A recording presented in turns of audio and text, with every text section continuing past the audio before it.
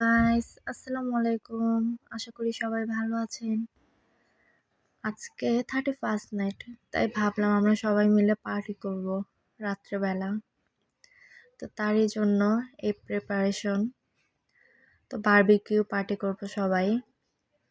তো তার জন্য আমার হাজবেন্ড মশলাগুলো তৈরি করছে।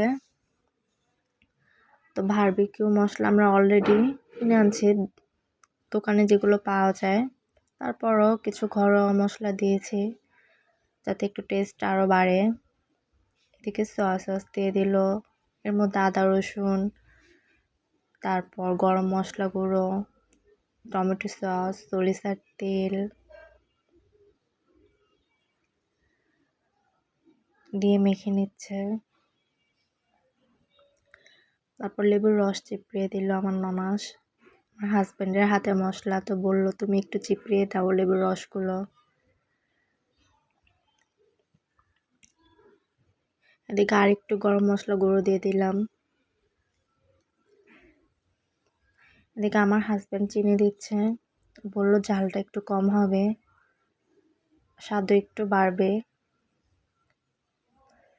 এমনিও চিনিও কিছু স্বাদ বাড়ায় কিছু কিছু খাবারের।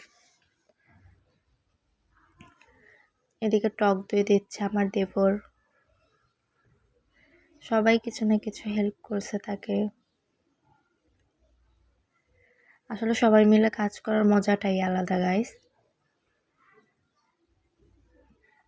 এদিকে ঘি দিয়ে দিল।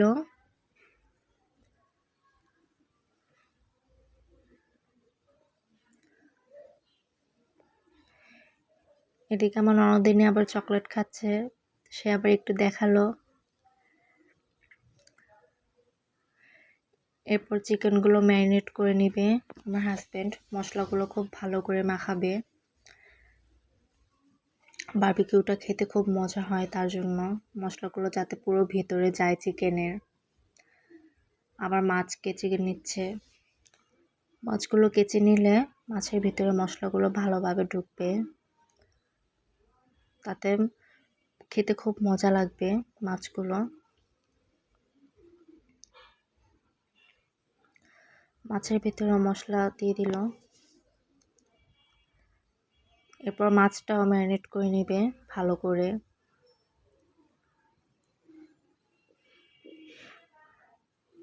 আর গাইস ভাজা জিনিস এমনিও খুব ভালো লাগে খেতে।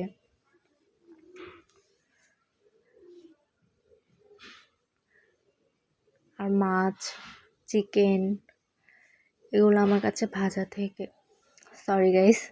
তরকারি থেকে ভাজা খুব ভালো লাগে।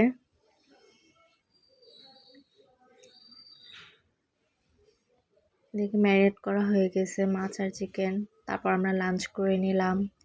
লাঞ্চ করার পরই রুটি বানানো শুরু করে দিল সবাই। বলল সময় তার বেশি নেই। অলরেডি তখন 3:30 বেজে গেছিল। তো অনেকগুলো রুটি বানাতে হবে। এদিকে আমার ছেলে রুটি বানাচ্ছে, বললাম আমাকে একটু দেখাও।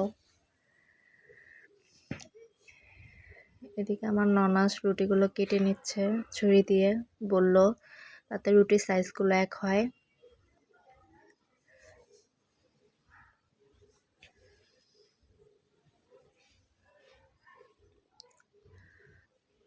তারপর আমার খালা শাশুড়ি আবার গুনে নিল কতগুলো রুটি হয়, সবার হবে কি না।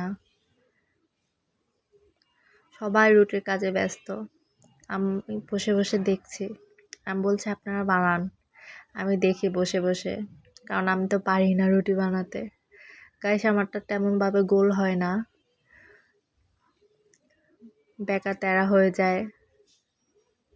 তো আমার খালা শাশুড়ি বলল সমস্যা নাই, তুমিও পারবা। বানাতে বানাতেই সবাই পারে।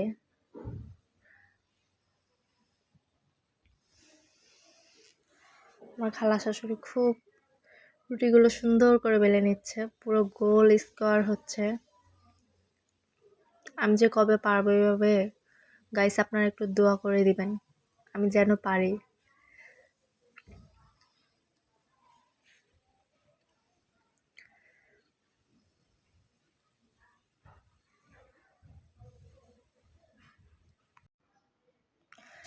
খালা শাশুড়ি রুটিগুলো বেলে নিচ্ছে আবার।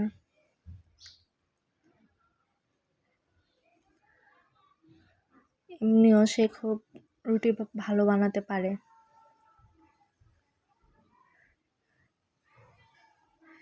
রুটিগুলো হয়ে যাচ্ছে, সবাই মিলে করছে তাই খুব দ্রুত হয়ে যাচ্ছে।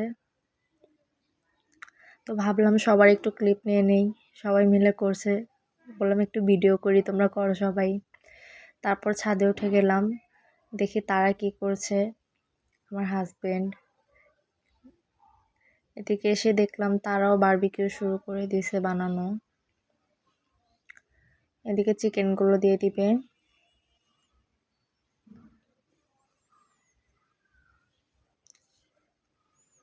চিকেনগুলো দেখতে খুব লোভনীয় আর জুসি লাগতেছিল গাইস।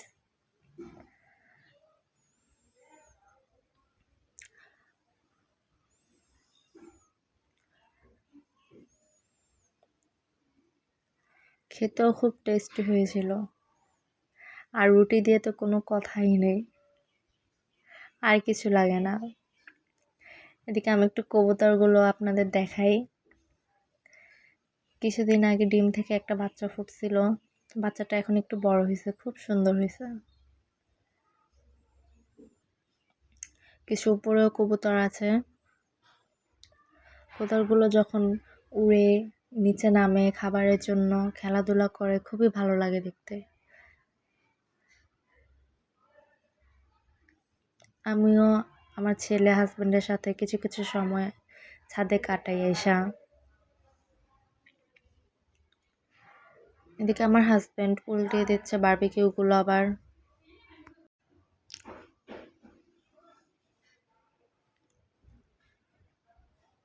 এদিকে বাতাসও করছিল আমার দেবর, কয়লাগুলো ধরানোর জন্য ভালোভাবে।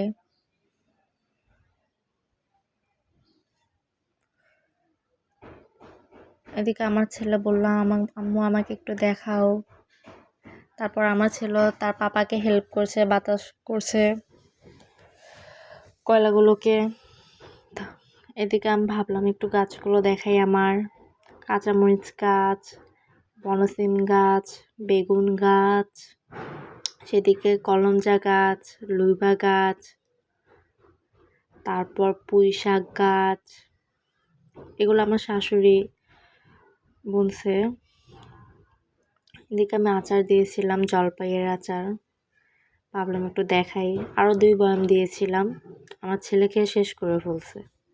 আর এদিকে মেহেদি গাছগুলো বড় হয়ে গেছে খুব। ভাবলাম আর একটু নিচে যাই, নিচে যেয়ে দেখি রুটি অলরেডি তারা ভাজা শুরু করে দিছে। রুটিগুলো ফুলছিল খুব, বেলুনের মতো ফুলে গেছিল, খুব লোভনীয় লাগতেছিল দেখে, মনে হচ্ছিল তখনই খাই। কিন্তু কি করব গাইস। তারপর ছাদে উঠলাম, উঠে দেখি চিকেন গ্রিল করা শেষ অলরেডি। এরপর মাছ দিয়ে দিচ্ছে। মাছগুলো দেখতে খুব সুন্দর লাগতেছিল।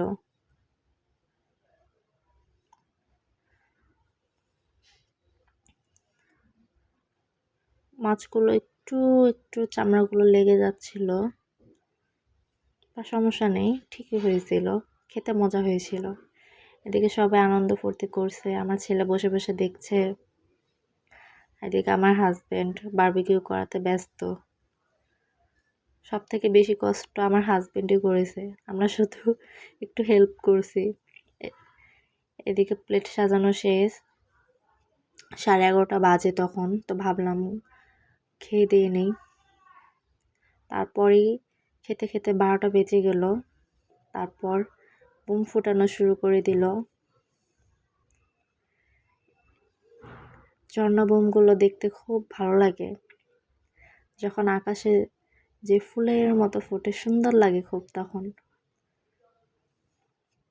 এদিকে আমার হাজবেন্ড ঝর্ণা বোম ধরিয়ে দিল, এখনই ফাটবে।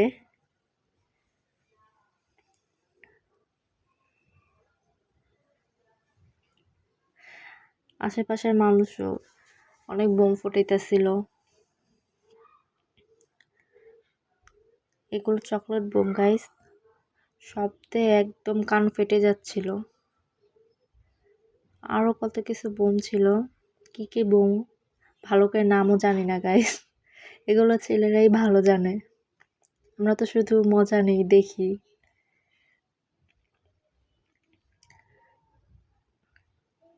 একটার পর একটা বোম ফুটেই যাচ্ছে, আর এদিকে আশেপাশের মানুষও খুব বোম ফুটাচ্ছিল, খুব আওয়াজ হচ্ছিল, সবাই সবার সাথে এনজয় করতেছিল, পার্টি করতেছিল।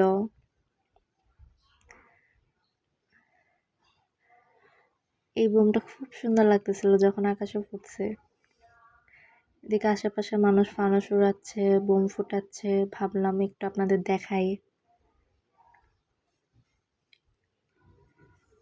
খুব সুন্দর লাগতেছিল, এদিকে ঝর্ণা বোম, ওদিকে ঝর্ণা বোম,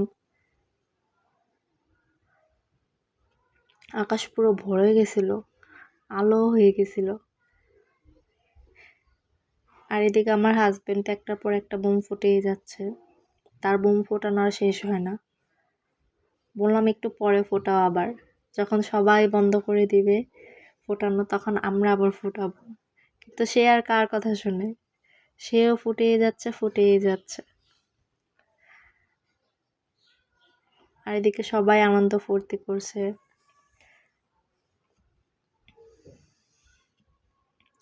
সবার ছাদ থেকে হই হুল্লোড় চিল্লাচিল্লি, খুব ভালো লাগছিল। এই দিনগুলো সবার কাছে খুব স্মরণীয় হয়ে থাকে।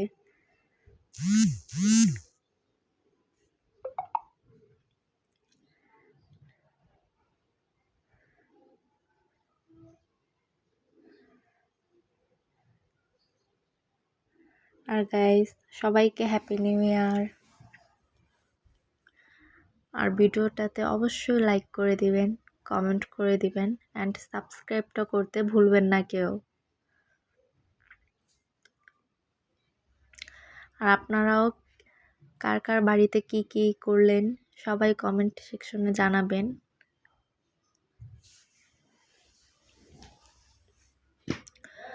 ছাদটা খুব সুন্দর লাগতেছিল।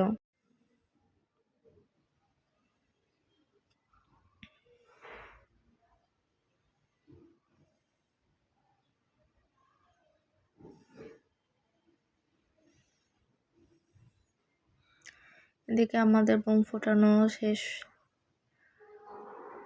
এদিকে সবাই ছবি টবি তুলছে। ভাবলাম নিচে চলে যাই, আমার ছেলেটা একা একা ঘুমাচ্ছে, আফসোস সে দেখতে পারলো না, ছেলেটা ঘুমাচ্ছে। কি যে মায়া লাগছিল তখন, তার জন্য অবশ্য রেখে দিছি।